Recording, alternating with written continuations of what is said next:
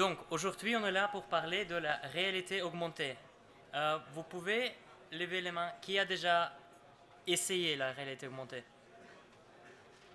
Très- Pas mal, pas mal. Donc, j'ai pas besoin de vous raconter pourquoi on en a besoin. Parce que même si on a toujours plein, comme on voit ici, des informations digitales à travers le projet, il y a souvent un moment où ça casse.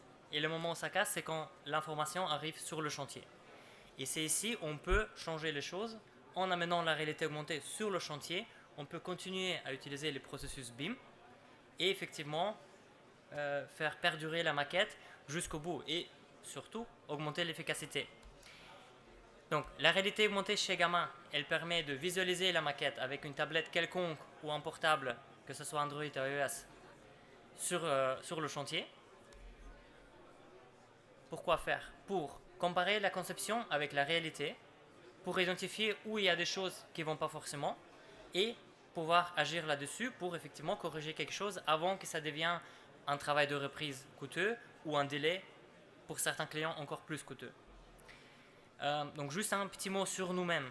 On est une entreprise luxembourgeoise, mais on est un peu partout au monde. Mais le plus important, pourquoi vous êtes ici? Comment est-ce qu'on peut déployer la réalité augmentée sur votre chantier? J'ai quelques cas d'usage. Après, je vais parler un tout petit peu de fonctionnement. Malheureusement, la présentation que je préparais hier euh, était effacée. Donc, on va improviser un tout petit peu, mais le plus important pour vous, vous voyez un peu partout au salon, et il y a des codes QR sur le côté des murs, là-bas sur les colonnes, et surtout à notre stand F2. Vous pouvez essayer vous-même la réalité augmentée directement. Donc en fait, c'est une application chez nous que vous pouvez télécharger dans l'App Store ou le Google Play Store, et vous pouvez visualiser la maquette que vous trouverez dedans de, de cet événement directement en scannant le grand code QR. Voilà, donc essayez ça et j'espère que vous aurez plein de questions et vous venez chez nous au stand pour en parler. Mais aujourd'hui, je ne veux pas forcément parler de notre solution en tant que telle, mais plus comment est-ce qu'en général la réalité augmentée peut nous servir sur le chantier. Et les cas d'usage sont vraiment très différents. Ça peut partir d'un champ vide, on veut juste regarder, ok, le design qu'on a conçu, à quoi est-ce que ça va ressembler. Oui, vous avez déjà tous vu un rendering sur votre ordi, à quoi ça va ressembler. C'est très bien. Mais en réalité, vous allez avoir, même pendant la phase design, énormément de différentes maquettes que vous voulez tous superposer et regarder dans le vrai terrain où effectivement le bâtiment ou la construction aura lieu.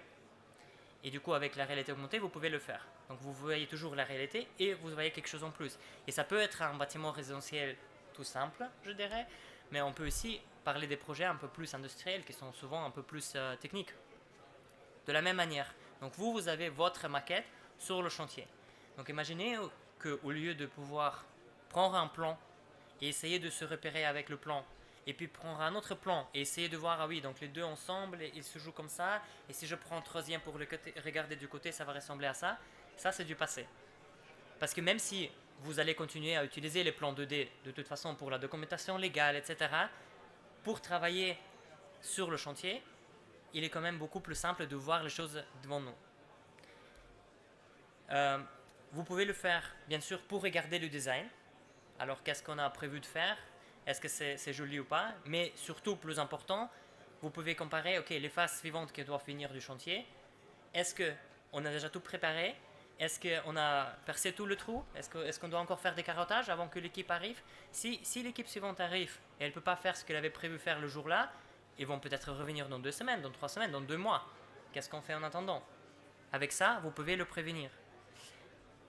Le contrôle de qualité. Alors les choses ont été installées et vous savez très bien, aussi bien que moi, que la plupart du temps, dans votre maquette, vous avez des éléments et en fait, dans la réalité, ils ont utilisé d'autres éléments parce que c'était plus rapide, moins cher, etc.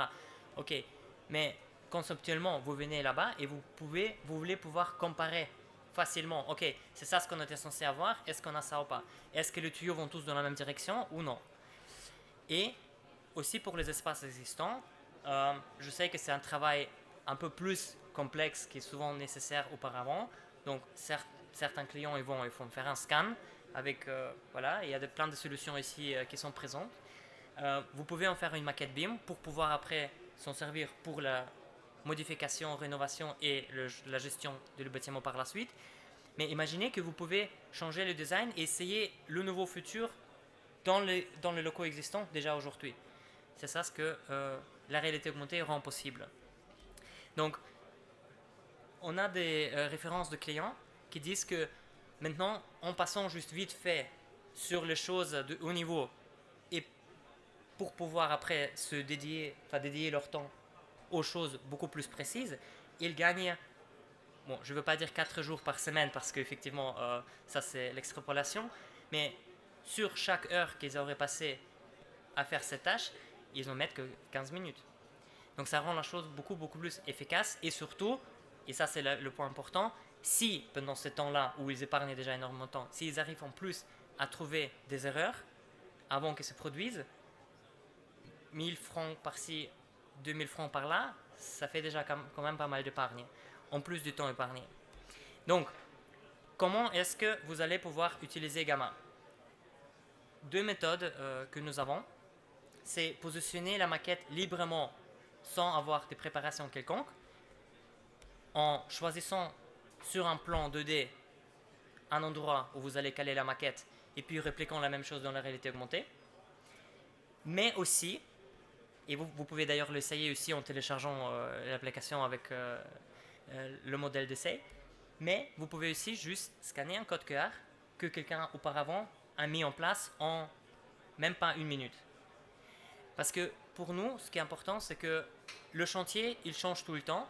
Et souvent, il y a une différence entre ce que les gens pensent en regardant la maquette au bureau et la réalité physique sur le chantier. Et ça peut être, oui, des éléments ne sont pas présents, on ne peut pas accéder aux éléments pour une raison ou une autre. Et du coup, si on veut avoir des points de repère, il faut pouvoir les placer sur le chantier tout de suite. Et c'est ça ce que nous avons. Donc, on peut, ayant visualisé la maquette, juste mettre des codes QR un peu partout, venir les enregistrer. Et du coup, pour tout le monde qui vient par la suite, ça devient un jeu d'enfant. Donc, on scanne, et c'est ça ce que je vous demanderai de faire une fois que vous aurez téléchargé l'appli. Juste de scanner les codes QR et la maquette va magiquement apparaître autour de vous. Maintenant, c'est bien et beau d'avoir une maquette, mais à quoi ça nous sert si on peut juste regarder et c'est tout. Bien sûr qu'on doit aussi pouvoir communiquer. Et c'est ça qui rend peut-être une solution pour vous différente d'une autre. Vous avez tous vos processus de travail. Et ce qui est important, c'est qu'au moment où vous prenez un nouveau outil, cet outil ne doit pas ajouter encore une couche par-dessus de ce que vous faites de toute façon. Et nous, on essaie vraiment de l'éviter le plus possible. Donc, si chez nous, vous prenez une observation, une réserve, vous pouvez l'appeler comme vous voulez, vous pouvez la synchroniser avec d'autres solutions que vous utilisez déjà, que ce soit ACC, Procore, BIMCollab, etc. Vous pouvez aussi, bien sûr, exporter les BCF pour faire d'autres suivis.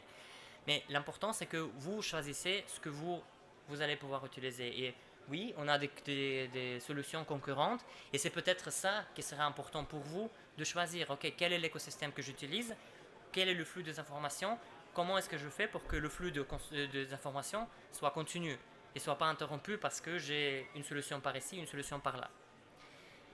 Donc chez nous, le flux marche le mieux avec les produits d'Autodesk. C'est aussi notre partenaire stratégique, mais voilà, on supporte aussi tous les autres parce que notre focus, c'est vraiment juste la visualisation. Ce que vous faites avec vos données par la suite, c'est pour vous. Donc, le QA/QC, donc le contrôle de qualité, c'est un cas d'application majeur pour la réalité augmentée sur des chantiers. Et ça peut être utilisé par tout le monde et par les maîtres d'ouvrage qui veulent s'assurer que leurs ressources soient bien déployées, que par les entreprises de construction qui veulent délivrer justement leur projet à un mois de coût et à temps aux maîtres d'ouvrage en montrant que voilà, ça c'est la maquette qu'on a dû construire et regardez maintenant ça ce qu'on a fourni. On peut également faire le suivi de l'avancement avec la réalité augmentée. C'est un autre suivi de l'avancement bien évidemment comparé au Reality Capture. Donc on a des solutions ici qui sont là, qui sont très puissantes, mais qui amènent l'information depuis le chantier vers le bureau. Alors que la réalité augmentée, ça fait justement l'inverse. Donc en quelque sorte c'est complémentaire parce que ça ramène la maquette numérique sur le chantier. Et du coup sur le chantier, la personne peut décider, ok, ça c'est déjà installé, ça oui, peut-être c'est là, mais il y a encore des choses qui manquent. Et du coup, c'est l'input du chantier qui est important, qui peut être synchronisé du coup vers le bureau. Je ne peux pas vous parler des solutions de chantier sans parler des problèmes évidents, et ça c'est pareil, transversal pour tout le monde. Il y a la dérive. Qu'est-ce que c'est la dérive? Ça veut dire qu'on a mis la maquette quelque part, on commence à marcher, et puis au bout de 10-20 mètres, la maquette elle est plus alignée à la réalité. Et il y a deux raisons pour ça. Peut-être il y a vraiment une différence entre la maquette et la réalité. Deuxièmement, peut-être la tablette a juste perdu un peu, s'est perdue un peu dans l'espace. Et du coup, il faut lui donner un coup de main.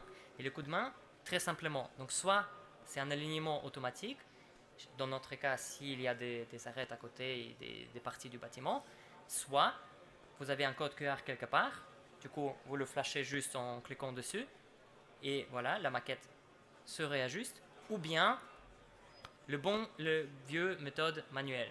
Et en fait, les méthodes manuelles, elle est très très pertinente dans beaucoup de cas, parce que des fois, vous n'avez pas de code cœur à côté. Ok, tant pis. Ou peut-être il n'y a pas d'arête parce qu'il n'y a pas encore de mur. Ou peut-être vous voulez visualiser quelque chose, pas ici, mais juste un tout petit peu plus loin. Vous devez pouvoir modifier. Ou peut-être vous savez très bien qu'il y a une différence entre la maquette et la réalité, et vous savez qu'il y aura peut-être une mise à jour à un moment donné. Mais aujourd'hui, vous voulez regarder comment est-ce que le tuyau là passe à côté du mur là. Et pour vous, peu importe si le mur là, il n'est pas au bon endroit dans la maquette. Vous pouvez toujours rebouger la maquette vers l'endroit là pour que le mur soit là où le mur est actuellement. Comme ça, vous regardez, ah oui, le tuyau, il passe par ici comme ça. Donc en fait, c'est vraiment juste un outil pour vous de pouvoir mieux prendre les décisions sur le chantier. Une autre limitation qu'on pourrait trouver, et je sais qu'il y a beaucoup de gens qui disent oui, on ne peut pas travailler avec des solutions comme ça parce que nos maquettes sont géantes. Alors, c'est un défi. Venez chez moi, montrez-moi vos maquettes. Et pour l'instant, on n'a pas encore eu des maquettes qui sont vraiment trop grandes. Parce que nous avons un processus de chargement dynamique que vous pouvez régler en marchant. Donc si vos maquettes sont vraiment géantes et vos tablettes sont malheureusement pas les plus nouvelles, déjà achetez les nouvelles tablettes, elles sont géniales. Le nouveau écran sur l'iPad, il est vraiment super brillant, très bien. Mais si vous ne le faites pas, c'est pas grave. Les mettez juste la visualisation autour de vous. Au lieu de voir 10 mètres, voyez 15 mètres, voyez 5 mètres ou même moins. Et comme ça, vous pouvez avoir quand même une expérience fluide. Donc le but pour vous, c'est que vous puissiez vraiment intuitivement naviguer dans la maquette sans devoir attendre que ça bouge tout le temps. Voilà. Ça, c'est un peu juste pour dire quelles sont nos intégrations, si quelqu'un veut devenir technique. Alors, malheureusement, ici, ma présentation se termine. J'avais prévu de vous montrer et vous inciter tous à vous lever et juste finir vers le code QR, et du coup, il y avait un accompagnement sur l'écran. Je devrais le faire manuellement, du coup, maintenant. Donc, pour ceux qui sont intéressés mais pas au point d'essayer, merci beaucoup pour votre attention.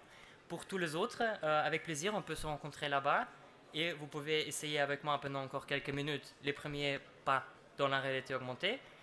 Et si vous pensez que maintenant, après le repas de midi, c'est un peu trop tôt et vous voulez d'abord faire la sieste, revenez après la sieste au stand F2. Merci beaucoup.